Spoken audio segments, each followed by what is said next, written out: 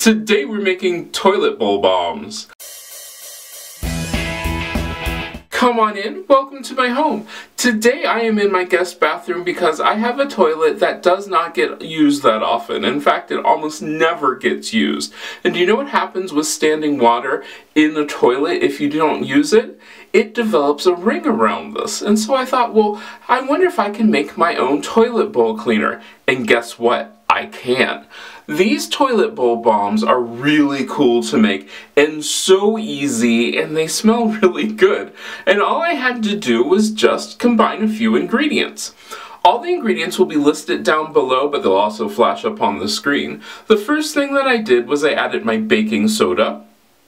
And then I added citric acid. Now if you want to know where to get citric acid, you can check down below in the description. It'll take you to my affiliate link where I get my citric acid. The next up is hydrogen peroxide.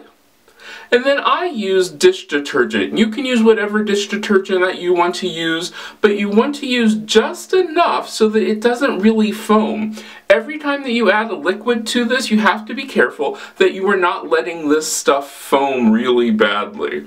Then the next thing you're going to add is essential oils. I use 2. Tea tree oil because it's an antibacterial, and then lemongrass simply because I like the smell of it. Now the fun part, and the part where I had the most problem. Now you just get to mix this up.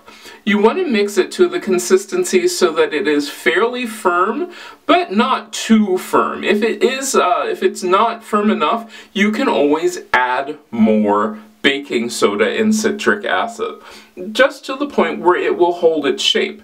Then you're going to mold it into balls and place it onto, I use parchment paper. Then I let that dry, and you can let it dry thoroughly. Put it into an airtight container.